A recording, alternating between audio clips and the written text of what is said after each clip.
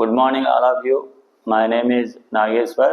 Welcome back to my channel, Rao's Institute of English, Grammar and Spoken English, beside Wine College.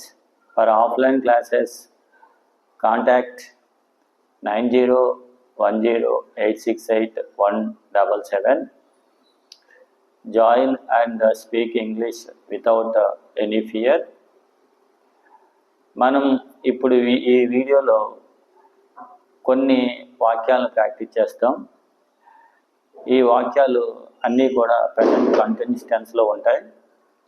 Present continuous tense అంటే ప్రస్తుతం జరుగుతున్న పనులకు తెలియచేసే టెన్స్ని present continuous tense అంటారు. So ఈ వాక్యాలను మనం ఈ ప్రజెంట్ కంటిన్యూస్ టెన్స్లో వచ్చే వాక్యాలని మనం ప్రాక్టీస్ చేద్దాం. ఊరికే వినడం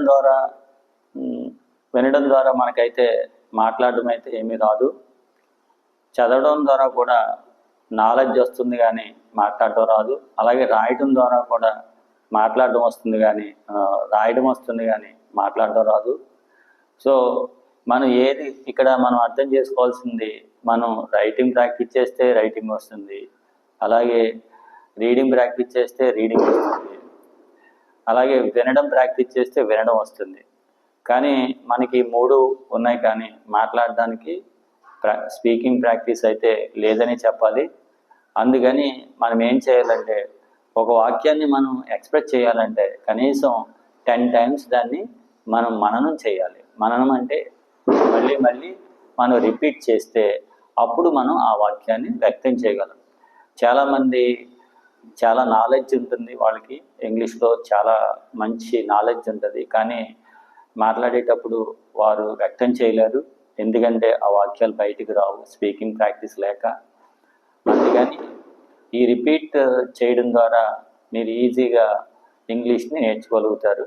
నేను ఇదంతా ఎందుకు చెప్తున్నానంటే, ఈ వీడియో వినడం ద్వారా ఉపయోగం ఏముండదు, చూడడం ద్వారా ఏమి ఉపయోగం. మాతో పాటు మేము చెప్పే వాక్యాలను మీరు కూడా రిపీట్ చేస్తే ఖచ్చితంగా ఆ రిజల్ట్ మీకే తెలుస్తుంది.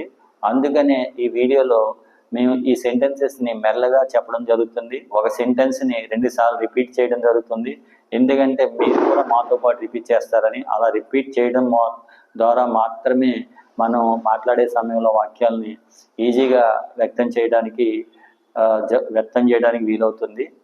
సో మీరు కూడా మాతో ప్రాక్టీస్ చేస్తారని అనుకుంటూ మేము ఈ వీడియోలు చేయడం జరుగుతుంది.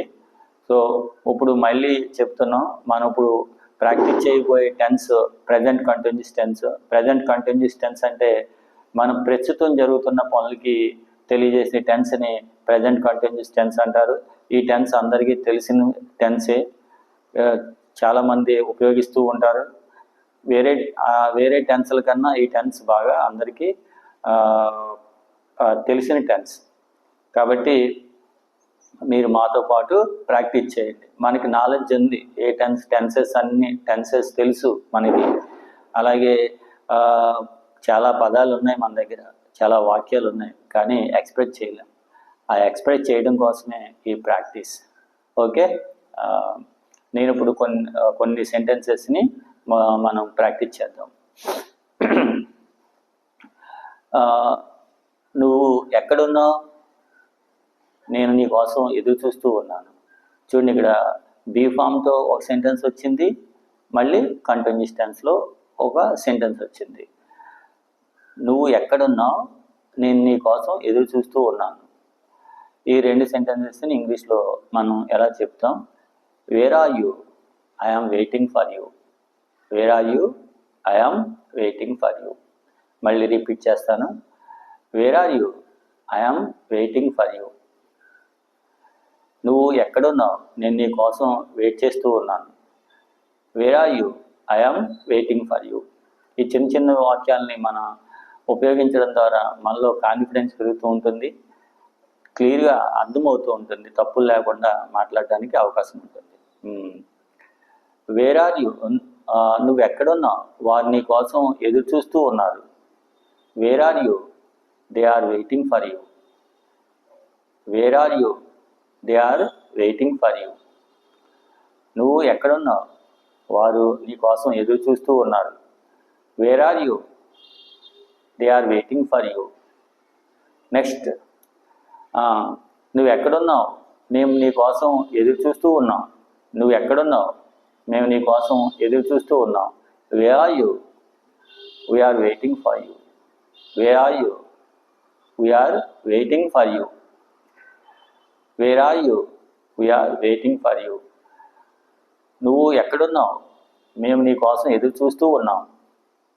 నెక్స్ట్, నువ్వు ఎక్కడున్నావు? అతను నీ కోసం ఎదురు చూస్తూ ఉన్నాడు. Where are you? He is waiting for you. Where are you? He is waiting for you. Where are you? He is waiting for you. నువ్వు ఎక్కడున్నావు? ఆమె నీ కోసం ఎదురు చూస్తూ ఉంది. నువ్వు ఎక్కడున్నావు? ఆమె నీ కోసం ఎదురు చూస్తూ ఉంది. Where are you? Where are you? Where are you? Where are you? She is waiting for you. She is waiting for you. She is waiting for you. She is waiting for you. Where are you? She is waiting for you. నువ్వు ఎక్కడున్నావు? ఆమె నీ కోసం ఎదురు చూస్తూ ఉంది. Where are you? She is waiting for you. Next, నువ్వు ఎక్కడున్నావు? కొంతమంది నీ కోసం ఎదురు చూస్తూ ఉన్నారు. Where are you? Somebody is waiting for you. Where are you? Somebody is waiting for you. Where are you? Somebody is waiting for you. Where are you? Where are you? Somebody is waiting for you. Where are you? Somebody is waiting for you. నువ్వు ఎక్కడున్నావు? అందరూ నీ కోసం ఎదురు చూస్తూ ఉన్నారు. నువ్వు ఎక్కడున్నావు? అందరూ నీ కోసం ఎదురు చూస్తూ ఉన్నారు. Where are you? Everybody is waiting for you. Where are you? Everybody is waiting for you. నువ్వు ఎక్కడున్నావు? అందరూ నీ కోసం ఎదురు చూస్తూ ఉన్నారు. Where are you? Everybody is waiting for you. నువ్వు ఎక్కడున్నావు? రాజు నీ కోసం ఎదురు చూస్తూ ఉన్నాడు. నువ్వు ఎక్కడున్నావు? రాజు నీ కోసం ఎదురు చూస్తూ ఉన్నాడు. Where are you? Raju is waiting for you. Where are you? Raju is waiting for you. Where are you? Raju is waiting for you. Where are you? Raju is waiting for you. నువ్వు ఎక్కడున్నావు? రాకేష్ నీ కోసం ఎదురు చూస్తూ ఉన్నాడు. Where are you? Rakesh is waiting for you. Where are you? Rakesh is waiting for you. Where are you? Rakesh is waiting for you. నువ్వు ఎక్కడున్నావు? మీ నాన్నగారు నీ కోసం ఎదురు చూస్తూ ఉన్నారు. Where are you? Where are you? Your father is waiting for you. Your father is waiting for you. Where are you? Your father is waiting for you. ఇక్కడ మనం కొన్ని ఇంపార్టెంట్ విషయాల గురించి చెప్పుకుందాం. ఇక్కడ మీరు నోటీస్ చేయవలసిన విషయం ఏంటంటే, ఇది ప్రజెంట్ కంటిన్యూస్ టెన్స్ అని అర్థమైంది, ప్రస్తుతం జరుగుతున్న పనులకు ఉపయోగిస్తారని అర్థమైంది. ఇక్కడ వేర్ ఆర్ యూ అన్నప్పుడు మనం బీ ఫార్మ్స్ని ఎలా ఉపయోగించాలో తెలుస్తుంది. అలాగే మెయిన్ వెర్బ్ తోటి సహాయ క్రియల్ని ఎలా ఉపయోగించాలో కంటిన్యూస్ టెన్స్లో తెలుస్తుంది. ఈ రెండు విషయాలు తెలుస్తున్నాయి. తెలిసి ఇది ప్రజెంట్ కంటిన్యూస్ టెన్స్ అని అర్థమైంది. తర్వాత నెక్స్ట్ పాయింట్ వచ్చి, మనం ఇక్కడ ప్లూరల్ సబ్జెక్ట్ వచ్చినప్పుడు ఆర్ అనే హెల్పింగ్ వెర్బ్ను ఉపయోగిస్తున్నాం. సింగులర్ సబ్జెక్ట్ వచ్చినప్పుడు ఈజ్ అనే helping వెర్బ్ను ఉపయోగిస్తున్నాం.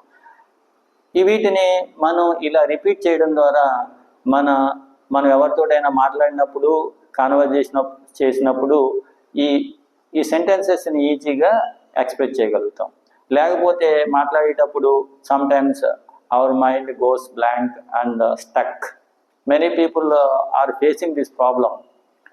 Many people say that, sir, while speaking in English, we can't, sometimes we get stuck and my mind goes blank. Why, sir? Because we need this kind of practice.